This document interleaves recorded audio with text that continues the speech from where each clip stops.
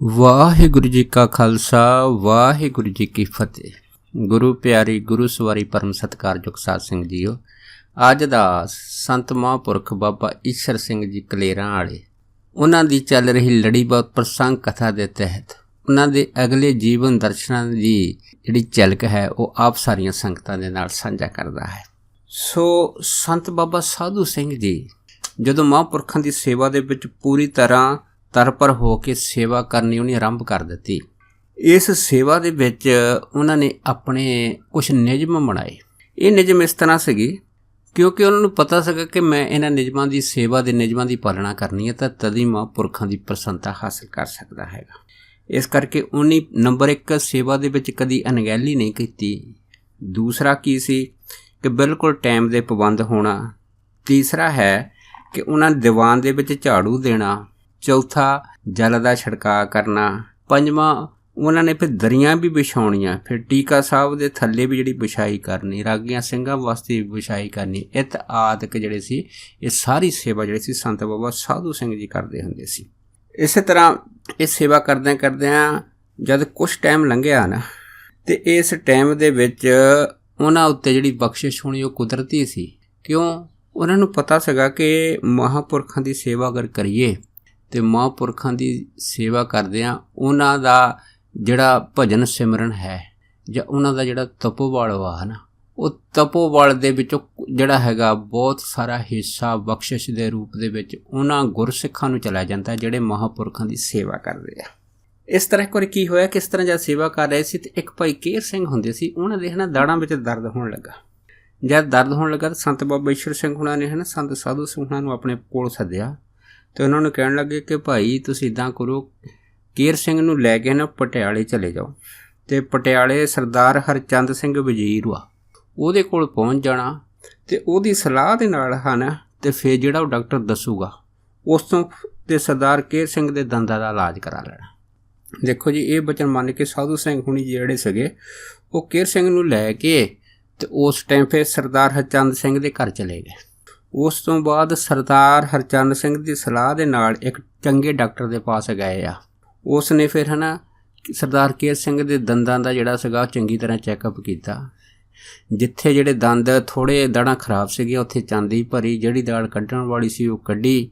ਇਸ ਤਰ੍ਹਾਂ ਕਰਕੇ ਪੂਰਾ ਇਲਾਜ ਕਰਾ ਕੇ 4 ਦਿਨ ਫਿਰ ਜਿਹੜੇ ਸੀਗੇ ਇਹ ਸਰਦਾਰ ਹਰਚੰਦ ਸਿੰਘ ਵਜ਼ੀਰ ਦੇ ਘਰ ਰਹੇ। ਉਸ ਤੋਂ ਬਾਅਦ ਫਿਰ ਜਦ ਛੁੱਟੀ ਲੈ ਕੇ ਮੁੜ ਕੇ ਫਿਰ ਬਾਬਾ ਜੀ ਪਾਸ ਝੋਰੜੇ ਆ ਗਏ ਸੀਗੇ।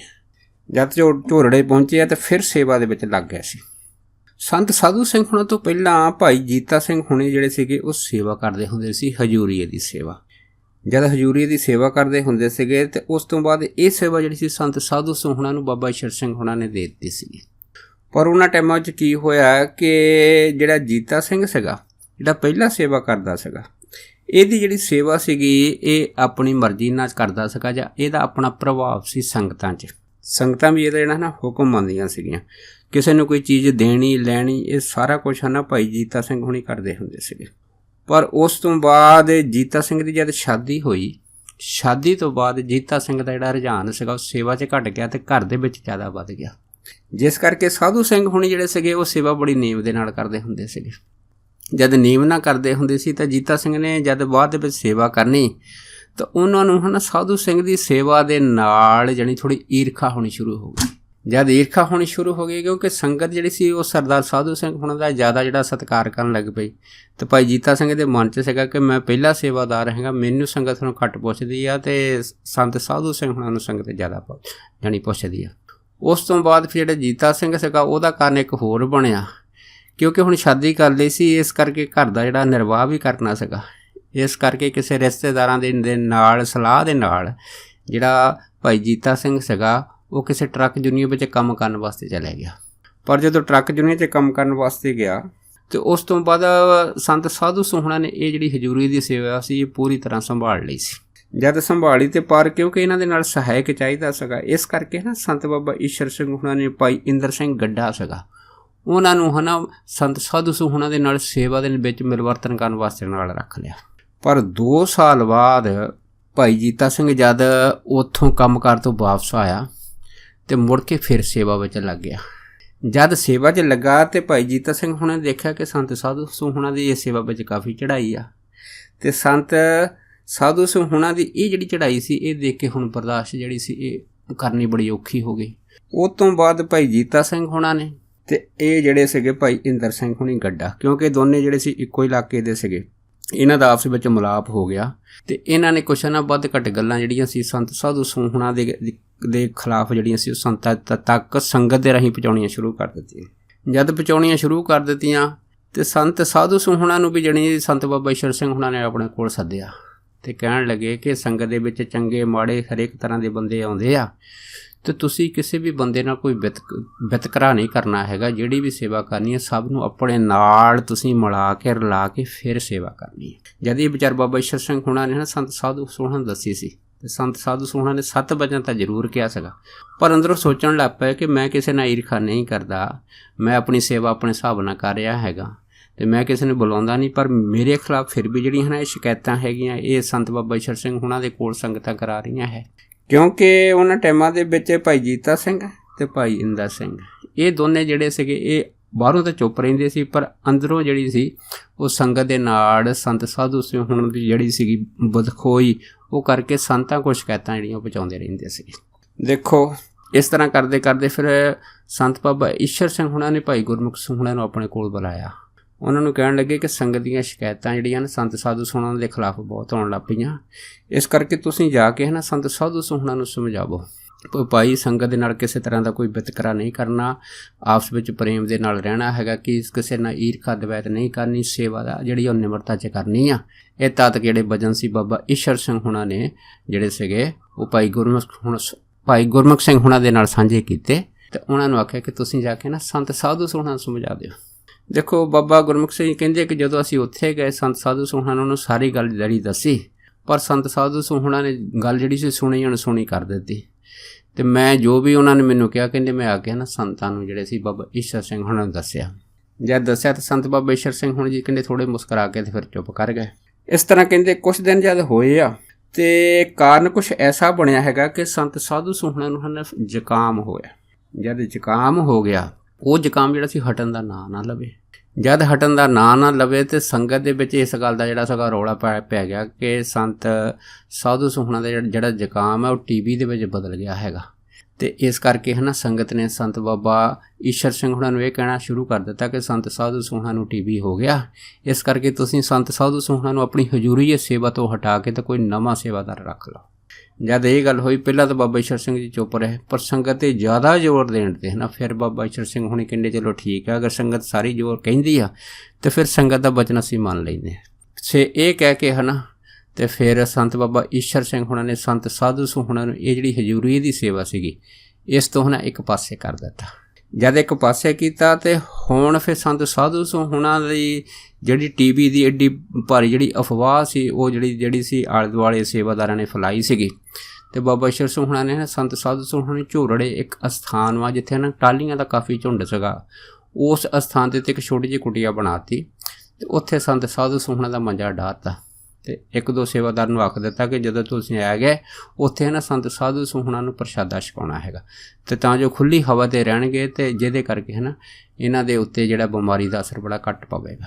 ਦੇਖੋ ਸੰਤ ਬਾਬਾ ਸਾਧੂ ਸਿੰਘ ਹੁਣੀ ਫਿਰ ਉਸ ਟਾਹਲੀਆਂ ਵਾਲਾ ਜਿੱਥੇ ਝੜਾ ਸੀਗਾ ਉੱਥੇ ਉਹਨਾਂ ਦਾ ਮੰਜਾ ਜਿੱਦਾਂ ਬਾਬਾ ਈਸ਼ਰ ਸਿੰਘ ਹੁਣਾਂ ਨੇ ਡਾਹਿਆ ਸੀਗਾ ਇਸ ਤਰ੍ਹਾਂ ਉੱਥੇ ਬੈਠ ਗਏ। ਪਰ ਜਿਹੜਾ ਸੇਵਾਦਾਰਾਂ ਦੀ ਡਿਊਟੀ ਲਾਈ ਸੀ ਕਿ ਤੁਸੀਂ ਸੰਤ ਸਾਧੂ ਸਿੰਘ ਨੂੰ ਜਿਹੜਾ ਹੈਗਾ ਉਹ ਜੋ ਵੀ ਉਹਨਾਂ ਦਾ ਪ੍ਰਸ਼ਾਦਾ ਪਾਣੀ ਉਹ ਟਾਈਮ ਦੇ ਨਾਲ ਪਹੁੰਚਾਉਣਾ, ਪਰ ਸੇਵਾਦਾਰ ਜਿਹੜੇ ਸੀ ਉਹ ਵੇਸਲੇ ਸੀ। ਉਹ ਕਿਤੇ ਸੇਵਾਦਾਰਾਂ ਨੇ ਪ੍ਰਸ਼ਾਦਾ ਪਕਾ ਦੇਣਾ ਜਾਂ ਉੱਥੇ ਭੇਜ ਦੇਣਾ, ਕਿਤੇ 2 ਦਿਨ ਭੇਜਣਾ ਨਹੀਂ, ਕਿਤੇ ਪਾਣੀ ਰੱਖ ਦੇਣਾ, ਕਿਤੇ ਪਾਣੀ ਰੱਖਣਾ ਨਹੀਂ, ਗਰਮੀਆਂ ਦੇ ਦਿਨ ਸੀਗੇ। ਇਸ ਕਰਕੇ ਨਾ ਸੰਤ ਬਾਬਾ ਸਾਧੂ ਸਿੰਘ ਹੁਣੀ ਜਿਹੜੇ ਸੀਗੇ ਉਹ ਉਸ ਜਗ੍ਹਾ ਜਿਹੜੇ ਸੀ ਬਹੁਤ ਤੰਗੀ ਦੇ ਵਿੱਚ ਆਏ। ਜਦ ਤੰਗੀ ਦੇ ਵਿੱਚ ਆਏ ਨਹੀਂ ਮੁਸ਼ਕਲ ਦੇ ਵਿੱਚ ਆਏ, ਪਰ ਉਹਨਾਂ ਨੇ ਹੈ ਸੰਤ ਬਾਬਾ ਈਸ਼ਰ ਸਿੰਘ ਹੁਣਾਂ 'ਤੇ ਆਪਣੀ ਜਿਹੜੀ ਟੇਕ ਸੀ ਇਹ ਨਹੀਂ ਛੱਡੀ। ਜਦ ਟੇਕ ਨਹੀਂ ਛੱਡੀ ਤੇ ਮਨ ਦੇ ਵਿੱਚ ਜਾਣੀ ਕਿ ਇਹ ਜਿਹੜਾ ਬਚਨ ਸੀ ਗੁਰਬਾਣੀ ਦਾ ਇਸ ਨੂੰ ਜਾਣੀ ਉੱਥੇ ਬੈਠਿਆਂ ਕਮਾਇਆ ਕਿ ਜੇ ਸੁਖ ਦੇ ਤਾਂ ਤੁਝੇ ਅਰਾਧੀ ਦੁੱਖ ਵੀ ਤੁਝੇ ਤੇ ਆਈ। ਜਦ ਇਹ ਜਿਹੜੇ ਸੀਗੀ ਟੇਕ ਸੰਤ ਸਾਧੂ ਸਿੰਘ ਹੁਣਾਂ ਨੇ ਬਾਬਾ ਈਸ਼ਰ ਸਿੰਘ ਹੁਣਾਂ ਦੇ ਉੱਤੇ ਰੱਖੀ ਸੀਗੀ ਤੇ ਫਿਰ ਬਾਬਾ ਈਸ਼ਰ ਸਿੰਘ ਹੁਣਾਂ ਨੂੰ ਫਿਰ ਦਰਗਾਹੀ ਹੁਕਮ ਹੋਇਆ ਕਿ ਤੁਸੀਂ ਹੈ ਨਾ ਸੰਤ ਸਾਧੂ ਸਿੰਘ ਹੁਣਾਂ ਦੀ ਜਿਹੜੀ ਸੇਵਾ ਉਹਨੇ ਇੰਨੀ ਕੀਤੀ ਆ ਤੇ ਇੱਕ ਸੇਵਾਦਾਰ ਨੂੰ ਇੰਨੀ ਸਜ਼ਾ ਦੇਣੀ ਜਿਹੜੀ ਠੀਕ ਨਹੀਂ ਆ, क्योंकि अगर महापुरखों की सेवा करने वाले नूं इन्नी भारी सज़ा मिले तो फिर महापुरखों की सेवा करने वाले जिहड़े श्रद्धालु आ उन्हां दी जिहड़ी शरधा ना संतां दी सेवा ते घट जाऊगी। फिर जद ये जिहड़ा सगा फरमान रब्बी दरगाही संत बाबा ईशर सिंह हुणां दे नूं जिहड़ा सगा वो भजन सिमरन दे विच आया सगा। फिर संत बाबा ईशर सिंह हुणां ने एक दो जिहड़े सी गुरमुख भेजे कि तुसीं है ना संत बाबा साधू सिंह हुणां नूं वो अस्थान तो लै आओ। पर देखो वो जिहड़े सेवादार सी जद वो गए आ मन च विचार आई है कि संत साधू सुणा ने टीवी आ, जे असीं कोल गए तो हो सकता है बीमारी सानूं भी चुंबड़ जाए। इस करके है ना उन्होंने ये गल जिहड़ी सी सुनी अनसुनी कर दी। पर फिर संत बाबा ईशर सिंह जी आप उत्थे गए आ झोरड़े जिथे है ना संत बाबा साधू सुहणा जी बैठे थे। उत्थों आप संत बाबा साधू सुहणा नूं लिया के उन्होंने आप इशनान कराया, वधिया वस्त्र पवाए ते नाल जिहड़े सेवादार जो जिहड़े तैयार बर तैयार सी उन्होंने ये गल कहती कि तुसीं है ना संत साधू सुहणा नूं लुधियाणे लै जाओ, उत्थे दयानंद जिहड़ा हॉस्पिटल आ उत्थे इहदे शरीर दा सारा एक्सरे वगैरह जो भी आ करावो, उस तो बाद फिर इहदा ना चंगी तरह इलाज कराओ। देखो संत बाबा साधू सुहणा नूं फिर लुधियाणे हॉस्पिटल भेज दिता। उस तो बाद फिर उन्हां दा चंगी तरह जिहड़ा सीगा इलाज 4-5 दिनां विच हो गया। तो फिर जिहड़ी रिपोर्ट सी डॉक्टरी उहदे विच आया कि संत बाबा साधू सिंह नूं टीबी नहीं है, जुकाम जरूर आ, पर जे ये जुकाम ना रुकिया तो फिर हो सकता है ना भी ये टीबी की शक्ल अख्तियार कर जाए। सो उस तो बाद फिर संत बाबा साधू सिंह 9/9 हो गए। उस तो बाद फिर बाबा ईशर सिंह उन्होंने संत बाबा साधू सिंह उन्होंने अपनी हजूरी सेवा दे विच फिर दोबारा रख लिया सीगा। पर उस तो बाद फिर संत बाबा साधू सिंह ने ये जिहड़ी सेवा सीगी ये तन मन दे नाल जिहड़ी सीगी ये सारी जिंदगी निभाई आ। पर नाल ही है ना क्योंकि उन्होंने इस गल का भी ज्ञान जिहड़ा हो गया तो नाल ये ज्ञान सानू भी उन्हां दी इस गल तो मिलता हैगा कि जदों असीं महापुरखों की संगत करिए जां सेवा करिए चाहे हजूरी सेवा जां कोई भी आ तो महापुरखों के दर्शनों के वास्ते चंगी मंदी जानी हरेक सुभाਅ दी जिहड़ी संगत हैगी पहुँचती आ। इस करके सानू जिन्नी भी संगत है ना उन्हां दे नाल जिहड़ी है ना मिलवरतों जिहड़ी वो रखनी चाहिए। जिवें बाबा ईशर सिंह होना ने संत साधू सोना नूं ये समझाया सीगा कि जदों देवते ते राक्षसां ने खीर समुंदर रड़किया सी उन्हां टाइमां दे विच ते 14 रतन कढे सीगे, क्योंकि ये जिहड़ा 14 रतन कढे सी ये दोने देवतिਆਂ ते राक्षसां ने रल के कढे सी, जद कि दोनों दे जिहड़े सुभाਅ गुण अवगुण जिहड़े हैगे एक दूजे दे विपरीत हैगे आ। पर फिर भी ये रतन कढ़ण दे विच दोनों ने इकट्ठे होकर काम किया सी, फिर जाके सफलता मिली सी। सो कहण दा भाव बाबा ईशर सिंह दा ये सीगा कि असीं कोई भी जिहड़ा काम करना खास करके संगत के प्रति उहदे विच असीं सारी संगत नूं नाल लैके जिहड़ा काम करना हैगा। क्योंकि अगर कोई माड़ा बंदा हैगा असीं वो सेवा दे विच उहनूं बुलाईए ना तो जद ना बुलावांगे तो वो फिर साडे नाल जिहड़ा ना वो ईरखा करन लग पऊगा। पर अगर बिल्कुल वो तो परे मूँह कर लवांगे हो सकता वो साडा दुश्मन भी बन जाए। इस करके महापुरखों ने कहा सीगा कि सानू बिल्कुल निमरता विच हौमे नूं छड्ड के सेवा करनी चाहिए है। तो दूसरा एक वचन महापुरखों ने यह दस्सिया सीगा उन्हां टाइमां 'च कि अगर कोई शुद्ध सोना होवे, शुद्ध सोने की कीमत भावें जरूर बच जाती है। जिवें बाबा साधू सोने मन च सीगी कि मैं किसी नाल ईरखा नहीं करता, मैं अपनी सेवा जिहड़ी अपने नियमां कायदे अनुसार करता हैगा, कहंदे कीमत तो जरूर बच जाती है। पर वो जिहड़ा शुद्ध सोना है ना वो किसी दा गल दा शंगार नहीं बनता। क्यों नहीं बनता? जब तक वो है ना खोट मिला के वह डिजाइन ना बनाया जाए। इस करके महापुरखों का कहने का भाव ये सी कि संगत दे विच अगर पूरा सत्कार लेना हैगा तो फिर चाहे बैरी मित्र वा ना सब नूं एक नज़र दे नाल देखना चाहिए, जिवें ब्रह्म ज्ञानी की दृष्टि है। सो जब ब्रह्म ज्ञानी की दृष्टि के अंदर असीं सब को जिहड़ी है ना एक समान नज़र नाल देखांगे, कोई भेदभाव नहीं रखांगे तो फिर साड़ी चढ़दी कला बनी रहूगी। जिवें गुरबाणी का फरमान हैगा कि जब धारे कोई बैरी मीत तब लग निश्चल ना ही जीत, कि जिन्ना चकर कोई बैरी मित्र अपने शरीर दे विच अपने मन दे विच ये जिहड़ा संकल्प बना के रखेगा कि वो मेरा मित्र लागे आ, मेरा शत्रु है। पर इस तरह के संकल्प तो जब सेवा करनी महापुरखों की ये दोनों संकल्प तोड़ देने आ। ना कहूँ से दोस्ती ना कहूँ से बैर, बस अपनी सेवा दे विच पूरी तरह मगन रहना हैगा। सो ये जिहड़ी विचार सी बाबा ईशर सिंह होना ने जिहड़ी सीगी ये इस विधि राही है ना साडे तक पहुँचाई आ। सो उस तो बाद एक बार फिर जद महापुरख झोरड़ी बैठे सगे बाबा गुरमुख सिंह हुणी कहण लगे, कहंदे भी मेरे मन दे विच एक फुरना बनया पिया, इधर काम कर घट गया क्यों ना असीं ना ग्वालियर चले जाइए। कहंदे पर मैं आग्या लैण वास्ते ना झोरड़ी संत बाबा ईशर सिंह हुणां दे पास गया। ਜਦ ਪਿਆ ਸੀ ਕਹਿੰਦਾ ਮਹਾਂਪੁਰਖ ਇੱਕ ਟਿੱਬੇ ਦੇ ਵਿੱਚ 2-4 ਗੁਰਮੁਖਾਂ ਦੇ ਨਾਲ ਬੈਠੇ ਸੀਗੇ। ਕਹਿੰਦੇ ਮੈਂ ਜਾ ਕੇ ਮੱਥਾ ਟੇਕਿਆ ਤੇ ਅਸੀਂ ਕੋਲ ਬਹਿ ਗਏ। ਘੰਟਾ ਕੁ ਕਹਿੰਦੇ ਪਰਮਾਰਥ ਦੇ ਬਚਨ ਬਾਬਾ ਈਸ਼ਰ ਸਿੰਘ ਹੁਣਾਂ ਨੇ ਕੀਤੇ। ਜਦ ਉਹ ਬਚਨ ਕਰਕੇ ਹਟੇ ਤੇ ਬਾਬਾ ਗੁਰਮੁਖ ਸਿੰਘ ਕਹਿਣ ਲੱਗੇ ਕਿ ਮੈਂ ਆਪਣੇ ਮਨ ਦਾ ਫੁਰਨਾ ਦੱਸ ਦਿੱਤਾ ਕਿ ਮੈਂ ਗਵਾਲੀਅਰ ਜਾਣਾ ਚਾਹੁੰਦਾ ਕਿਉਂਕਿ ਇੱਥੇ ਥੋੜ੍ਹਾ ਕੰਮ ਕਰ ਘੱਟ ਗਿਆ ਹੈ। ਜਦ ਇਹ ਗੱਲ ਹੋਈ ਤਾਂ ਫਿਰ ਕਹਿੰਦੇ ਬਾਬਾ ਈਸ਼ਰ ਸਿੰਘ ਜੀ ਮੈਨੂੰ ਕਹਿਣ ਲੱਗੇ, ਕਹਿੰਦੇ ਵੀ ਅਸੀਂ ਤਾਂ ਨਾਨਕਸਰ ਜਾਣ ਦੀ ਸੋਚਦੇ ਹਾਂ ਅਤੇ ਤੂੰ ਗਵਾਲੀਅਰ ਜਾਣ ਨੂੰ ਫਿਰਦਾ ਹੈਗਾ। ਜਦ ਇੰਨੀ ਗੱਲ ਹੋਈ ਤਾਂ ਕਹਿੰਦੇ ਅਸੀਂ ਹੈਰਾਨ ਹੋ ਗਏ ਕਿ ਬਾਬਾ ਈਸ਼ਰ ਸਿੰਘ ਜੀ ਨਾਨਕਸਰ ਤਾਂ ਆਏ ਹੀ ਨਹੀਂ। ਕਿਉਂਕਿ ਕਹਿੰਦੇ ਫਿਰ ਮੈਂ ਉਹਨਾਂ ਨੂੰ ਕਿਹਾ ਵੀ ਬਾਬਾ ਜੀ ਤੁਸੀਂ ਨਾਨਕਸਰ ਜਿਹੜੇ ਆਉਂਦੇ ਆ ਜਿੰਨੇ ਵੀ ਹੋਰ ਵਿਹੰਗਮ ਸਾਧੂ ਹੈਗੇ ਉਹ ਤੁਹਾਡੇ ਖੂਨ ਦੇ ਪਿਆਸੇ ਆ, ਅਗਰ ਤੁਸੀਂ ਉੱਥੇ ਜਾਓਗੇ ਤਾਂ ਉੱਥੇ ਕੁਛ ਵੀ ਹੋ ਸਕਦਾ। ਪਰ ਫਿਰ ਕਹਿੰਦੇ ਇਹਨਾਂ ਬਚਨਾਂ ਤੋਂ ਬਾਅਦ ਫਿਰ ਬਾਬਾ ਈਸ਼ਰ ਸਿੰਘ ਹੁਣਾਂ ਨੇ ਕਹਿੰਦੇ ਸਾਡੇ ਨਾਲ ਬਚਨ ਸਾਂਝੇ ਕੀਤੇ ਸੀਗੇ ਕਿ ਨਹੀਂ ਭਾਈ ਗੱਲ ਤਾਂ ਤੁਹਾਡੀ ਠੀਕ ਹੈਗੀ ਆ, ਪਰ ਮੈਨੂੰ ਹੁਣ ਦਰਗਾਹੀ ਹੁਕਮ ਇਹ ਹੋਇਆ ਹੈ, ਬਾਬਾ ਨੰਸੋ ਹੁਣਾਂ ਨੇ ਜਿਹੜੇ ਸੀ ਇਹ ਮੈਨੂੰ ਬਚਨ ਕੀਤਾ ਹੈਗਾ ਕਿ ਤੁਸੀਂ ਨਾਨਕਸਰ ਚਲੇ ਜਾਓ ਕਿਉਂਕਿ ਉੱਥੇ ਦੀ ਜਿਹੜੀ ਹਾਲਤ ਹੈਗੀ ਨਾ ਬੜੀ ਤਰਸਯੋਗ ਬਣ ਗਈ ਆ, ਪ੍ਰਬੰਧ ਠੀਕ ਨਹੀਂ ਆ। ਕਹਿੰਦੇ ਫਿਰ ਮੈਂ ਉਹਨਾਂ ਨੂੰ ਬੇਨਤੀ ਕੀਤੀ ਸੀ ਕਿ ਮੈਂ ਕਿਵੇਂ ਜਾਵਾਂ। ਜਦ ਇਸ ਤਰ੍ਹਾਂ ਬੇਨਤੀ ਕੀਤੀ ਸੀ ਤਾਂ ਮੈਂ ਉਹਨਾਂ ਨੂੰ ਇਹ ਵੀ ਦੱਸਿਆ ਸੀਗਾ ਕਿ ਉੱਥੇ ਜਿਹੜੇ ਵਿਹੰਗਮ ਰਹਿੰਦੇ ਹੈਗੇ ਆ ਉਹ ਵਿਹੰਗਮ ਮੇਰੇ ਨਾਲ ਜਿਹੜਾ ਪੂਰੀ ਤਰ੍ਹਾਂ ਈਰਖਾ ਕਰਦੇ ਆ। ਮੈਂ ਝੋਰੜੀ ਬੈਠਾ ਇਹਨੂੰ ਬਰਦਾਸ਼ਤ ਨਹੀਂ ਕਰ ਸਕਦੇ, ਅਗਰ ਮੈਂ ਨਾਨਕਸਰ ਆ ਗਿਆ ਤਾਂ ਮੈਨੂੰ ਕਿਵੇਂ ਬਰਦਾਸ਼ਤ ਕਰਨਗੇ। ਫਿਰ ਕਹਿੰਦੇ ਦੇਖੋ ਉਸੇ ਹੀ ਦਰਗਾਹ ਦੇ ਵਿੱਚ ਜਿੱਥੇ ਇਹ ਬਚਨ ਚੱਲਦੇ ਸੀ ਉਸੇ ਟਾਈਮ ਕਲਗੀਧਰ ਮਹਾਰਾਜ ਜਿਹੜੇ ਸੀਗੇ ਉਹਨਾਂ ਨੇ ਫਿਰ ਆਪਣਾ ਜਿਹੜਾ ਸਰੂਪ ਸੀ ਕਹਿੰਦੇ ਸਾਨੂੰ ਦਿਖਾ ਲਿਆ ਅਤੇ ਆਪਣਾ ਵੀਰ ਰਸ ਰੂਪ ਜਿਹੜਾ ਸਾਨੂੰ ਦਿਖਾ ਕੇ ਕਹਿਣ ਲੱਗੇ, ਕਹਿੰਦੇ ਈਸ਼ਰ ਸਿੰਘ ਅਸੀਂ ਤੇਰੇ ਜਿਹੜੇ ਸਦਾਂਗ ਸੰਗ ਹਾਂ ਅਤੇ ਤੂੰ ਹੁਣ ਸਾਡਾ ਹੁਕਮ ਮੰਨ ਕੇ ਨਾਨਕਸਰ ਚਲੇ ਜਾ, ਕੋਈ ਤੇਰੇ ਬਾਲ ਵਿੰਗਾ ਨਹੀਂ ਕਰ ਸਕਦਾ। ਕਹਿੰਦੇ ਇੰਨੀ ਗੱਲ ਹੋਈ, ਸਤ ਭਜਨ ਕੀਤਾ ਅਤੇ ਹੁਕਮ ਮੰਨਿਆ। ਕਹਿੰਦੇ ਹੁਣ ਅਸੀਂ ਉੱਥੇ ਜਾਣਾ ਹੈਗਾ ਨਾਨਕਸਰ। ਜਦ ਇਹ ਗੱਲ ਹੋਈ ਤਾਂ ਫਿਰ ਬਾਬਾ ਗੁਰਮੁਖ ਸਿੰਘ ਕਹਿਣ ਲੱਗੇ ਕਿ ਅਸੀਂ ਖੁਸ਼ ਵੀ ਬੜੇ ਸੀ ਅਤੇ ਪਰ ਹੈਰਾਨ ਵੀ ਬੜੇ ਸੀ।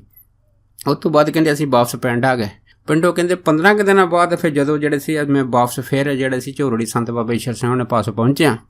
ਪਰ ਜੋ ਹੀ ਕਹਿੰਦੇ ਅਸੀਂ ਰਾਏਕੋਟ ਦੇ ਅੱਡੇ 'ਤੇ ਪਹੁੰਚੇ ਅਤੇ ਉੱਧਰੋਂ ਬਾਬਾ ਈਸ਼ਰ ਸਿੰਘ ਜੀ ਝੋਰੜੇ ਸਾਹਿਬ ਤੋਂ ਆਪਣੀ ਕਾਰ ਰਾਹੀਂ ਕਹਿੰਦੇ ਸਾਨੂੰ ਰਾਏਕੋਟ ਦੇ ਅੱਡੇ 'ਤੇ ਮਿਲ ਗਏ। ਅਤੇ ਮੈਨੂੰ ਦੇਖ ਕੇ ਬਾਬਾ ਈਸ਼ਰ ਸਿੰਘ ਹੁਣਾਂ ਨੇ ਕਾਰ ਖੜੀ ਕਰ ਲਈ ਅਤੇ ਮੈਨੂੰ ਕਹਿਣ ਲੱਗੇ ਗੁਰਮੁਖ ਸਿੰਘ ਚੰਗਾ ਹੋ ਗਿਆ ਤੂੰ ਸਾਨੂੰ ਰਸਤੇ 'ਚ ਮਿਲ ਗਿਆ, ਆ ਜਾ ਗੱਡੀ 'ਚ ਬੈਠ। ਕਹਿੰਦੇ ਇੰਨੀ ਗੱਲ ਹੋਈ ਤਾਂ ਕਹਿੰਦੇ ਮੈਨੂੰ ਗੱਡੀ 'ਚ ਬਿਠਾ ਲਿਆ ਅਤੇ ਗੱਡੀ ਜਿਹੜੀ ਸਿੱਧੀ ਸੀ ਕਹਿੰਦੇ ਨਾਨਕਸਰ ਪਾ ਲਈ। ਜਦ ਨਾਨਕਸਰ ਕਹਿੰਦੇ ਪਹੁੰਚੇ ਹਾਂ ਅਤੇ ਉੱਥੇ ਬਾਹਰ ਜਿੰਨੀਆਂ ਟਾਹਲੀਆਂ ਸੀਗੀਆਂ ਟਾਹਲੀਆਂ ਦੇ ਥੱਲੇ ਬਾਬਾ ਈਸ਼ਰ ਸਿੰਘ ਹੁਣਾਂ ਨੇ ਉੱਥੇ ਆਪਣਾ ਜਿਹੜਾ ਸੀਗਾ ਤੰਬੂ ਲਾ ਲਿਆ ਅਤੇ ਉੱਥੇ ਜਿਹੜੀ ਵਿਸ਼ਰਾਮ ਕਰ ਲਈ। ਅਤੇ ਬਾਬਾ ਈਸ਼ਰ ਸਿੰਘ ਦਾ ਆਉਣਾ ਸੁਣ ਕੇ ਆਲੇ ਦੁਆਲੇ ਪਿੰਡਾਂ ਦੀ ਜਿਹੜੀ ਇਹਨੂੰ ਬਹੁਤ ਸਾਰੀ ਸੰਗਤ ਸੀਗੀ ਇੱਥੇ ਫਿਰ ਨਾਨਕਸਰ ਪਹੁੰਚੀ। ਜਦ ਨਾਨਕਸਰ ਪਹੁੰਚੀ ਅਤੇ ਇੱਥੇ ਫਿਰ ਬਾਬਾ ਈਸ਼ਰ ਸਿੰਘ ਹੁਣਾਂ ਨੇ ਆਪਣੇ ਆਉਣ ਦਾ ਕਾਰਨ ਦੱਸਿਆ ਕਿ ਅਸੀਂ ਸਭ ਤੋਂ ਪਹਿਲਾਂ ਇੱਥੇ ਸਰੋਵਰ ਬਣਾਉਣਾ ਹੈਗਾ ਸੰਗਤਾਂ ਦੇ ਇਸ਼ਨਾਨ ਕਰਨ ਵਾਸਤੇ। ਜਦ ਇਹ ਗੱਲ ਹੋਈ ਸੀਗੀ ਅਤੇ ਉਸ ਟਾਈਮ ਫਿਰ ਬਾਬਾ ਈਸ਼ਰ ਸਿੰਘ ਹੁਣਾਂ ਨੇ ਜਾਣੀ ਕਿ ਸਰਜੀਤ ਸਿੰਘ ਅਤੇ ਹੋਰ ਬਹੁਤ ਸਾਰੇ ਜਿਹੜੇ ਇੰਜੀਨੀਅਰ ਸੀਗੇ ਉਹ ਆਪਣੇ ਕੋਲ ਬੁਲਾਏ ਅਤੇ ਇਸ ਸਰੋਵਰ ਦੀ ਮਿਣਤੀ ਗਿਣਤੀ ਕੀਤੀ ਅਤੇ ਸਾਰਿਆਂ ਤੋਂ ਸਰੋਵਰ ਦੇ ਬਾਰੇ ਰਾਏ ਲਈ ਕਿ ਆਪੋ ਆਪਣੀ ਸਾਨੂੰ ਸਲਾਹ ਦਿਓ ਕਿ ਕਿੱਦਾਂ ਦਾ ਬਣਨਾ ਚਾਹੀਦਾ ਹੈਗਾ। ਪਰ ਸਾਰੇ ਇੰਜੀਨੀਅਰ ਨੇ ਦੂਸਰੇ ਨੇ ਕਈਆਂ ਨੇ ਆਪੋ ਆਪਣੀਆਂ ਜਿਹੜੀਆਂ ਸੀਗੀਆਂ ਉਹ ਸਲਾਹ ਮਸ਼ਵਰੇ ਜਿਹੜੇ ਸੀਗੇ ਉਹ ਸੰਤਾਂ ਨੂੰ ਦਿੱਤੇ। ਪਰ ਸੰਤ ਬਾਬਾ ਈਸ਼ਰ ਸਿੰਘ ਹੁਣਾਂ ਨੇ ਉਹਨਾਂ ਸਾਰਿਆਂ ਨੇ ਇੱਕ ਗੱਲ ਜਿਹੜੀ ਸੀ ਇਹ ਗੱਲ ਕਹਿਤੀ ਸੀ ਸਾਰਿਆਂ ਨੇ ਰਲ ਕੇ ਕਿ ਐਡਾ ਵੱਡਾ ਸਰੋਵਰ ਬਣਾਉਣ ਵਾਸਤੇ ਘੱਟੋ ਘੱਟ ਉਹਨਾਂ ਟਾਈਮਾਂ ਦਾ 3 ਲੱਖ ਰੁਪਈਆ ਜਿਹੜਾ ਸੀਗਾ ਉਹ ਇਹਦੇ ਉੱਤੇ ਖਰਚਾ ਆਵੇਗਾ। ਅਤੇ ਨਾਲ ਇਹ ਵੀ ਕਹਿ ਦਿੱਤਾ ਸੀਗਾ ਕਿ ਸਰੋਵਰ ਦੀ ਪਟਾਈ ਦੇ ਵਾਸਤੇ ਘੱਟੋ ਘੱਟ 5 ਸਾਲ ਲੱਗਣਗੇ। ਜਦ ਇੰਨੀ ਗੱਲ ਹੋਈ ਤਾਂ ਫਿਰ ਬਾਬਾ ਈਸ਼ਰ ਸਿੰਘ ਹੁਣੀ ਕਹਿਣ ਲੱਗੇ, ਕਹਿੰਦੇ ਨਹੀਂ ਭਾਈ ਸਾਨੂੰ ਤਾਂ ਬਾਬਾ ਨੰਸੋ ਹੁਣਾਂ ਨੇ ਹੁਕਮ ਦਿੱਤਾ ਹੈਗਾ ਕਿ ਅਗਲੀ ਜਿਹੜੀ ਆਉਣ ਵਾਲੀ ਪੁੰਨਿਆ ਹੈਗੀ ਆ ਉਸ ਪੁੰਨਿਆ ਦੇ ਵਿੱਚ ਸਰੋਵਰ ਦੇ ਵਿੱਚ ਸੰਗਤਾਂ ਨੂੰ ਇਸ਼ਨਾਨ ਕਰਾਉਣਾ ਹੈਗਾ। ਜਦ ਇੰਨੀ ਗੱਲ ਹੋਈ ਤਾਂ ਨਾਲ ਦੇ ਸਾਰੇ ਜਿਹੜੇ ਸੀਗੇ ਇੰਜੀਨੀਅਰ ਜਾਂ ਹੋਰ ਜਿਹੜੇ ਬੰਦੇ ਸਲਾਹ ਦੇਣ ਵਾਲੇ ਸੀ ਮਹਾਂਪੁਰਖ ਨੂੰ ਮਸ਼ਵਰੇ ਦੇਣ ਵਾਲੇ ਸੀਗੇ ਉਹ ਖੜਖੜਾ ਕੇ ਹੱਸਣ ਲੱਗ ਪਏ ਕਿ ਇਹ ਕਿਵੇਂ ਹੋ ਸਕਦਾ ਹੈ। ਪਰ ਬਾਬਾ ਈਸ਼ਰ ਸਿੰਘ ਹੁਣਾਂ ਨੇ ਉਸ ਦਿਨ ਹੀ ਫਿਰ ਜਿਹੜੇ ਇੱਕ ਮਹੰਤ ਸਰਦਾਰ ਹਰਨਾਮ ਸਿੰਘ ਜੀ ਹੋਏ ਆ ਜਿਹੜੇ ਮਹੰਤ ਹਰਨਾਮ ਸਿੰਘ ਹੋਇਆ ਉਹਨਾਂ ਨੂੰ ਆਪਣੇ ਕੋਲ ਬੁਲਾਇਆ ਅਤੇ ਕਹਿਣ ਲੱਗੇ, ਕਹਿੰਦੇ ਭਾਈ ਤੂੰ ਇਸ ਤਰ੍ਹਾਂ ਕਰਨਾ ਅੰਮ੍ਰਿਤ ਵੇਲੇ 125 ਰੁਪਏ ਦੀ ਦੇਗ ਜਿਹੜੀ ਆ ਕਲੇਰਾ ਤੋਂ ਤਿਆਰ ਕਰਕੇ ਇੱਥੇ ਲੈ ਕੇ ਆਉਣੀ ਅਤੇ ਨਾਲ ਦੀ ਸੰਗਤ ਨੂੰ ਕਹਿ ਤਾ ਕਿ ਸਵੇਰੇ ਅੰਮ੍ਰਿਤ ਵੇਲੇ ਅਸੀਂ ਜਿਹੜਾ ਸਰੋਵਰ ਹੈਗਾ ਇਹਦਾ ਨੀਂਹ ਪੱਥਰ ਰੱਖਣਾ, ਇਹਦਾ ਟੱਕ ਲਾਉਣਾ ਹੈਗਾ। ਦੇਖੋ ਮਹੰਤ ਹਰਨਾਮ ਸਿੰਘ ਜਿਹੜੀ ਸੀ ਉਹ 125 ਰੁਪਏ ਦੀ ਦੇਗ ਤਿਆਰ ਕਰਕੇ ਇੱਥੇ ਨਾਨਕਸਰ ਪਹੁੰਚੇ ਆ ਅਤੇ ਬਾਬਾ ਈਸ਼ਰ ਸਿੰਘ ਹੁਣਾਂ ਨੇ ਫਿਰ ਉਸ ਟਾਈਮ ਜਿਹੜੀ ਇੱਕ ਕਹੀ ਫੜੀ ਆ, ਕਹੀ ਫੜ ਕੇ 13 ਟੱਕ ਲਾਏ ਆ।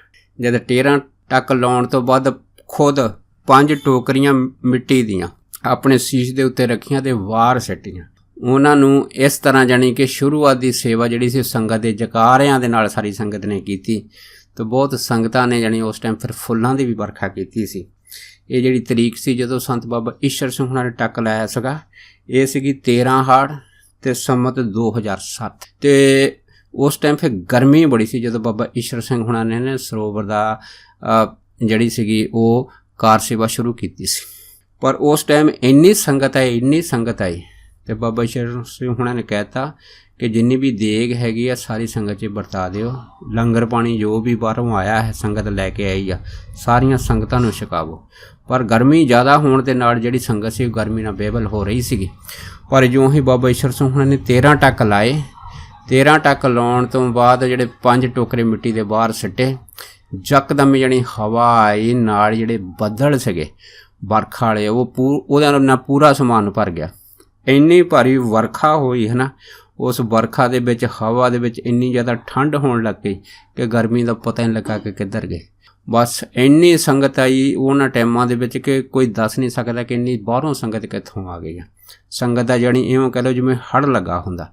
ਤੇ ਸਾਰਾ ਜਿਹੜਾ ਸਰੋਵਰ ਸੀਗਾ ਸੰਗਤਾਂ ਆਪੋ ਆਪਣੇ ਘਰੋਂ ਕਈਆਂ ਲੈ ਕੇ ਪਹੁੰਚ ਗਈਆਂ ਸੀਗੀਆਂ।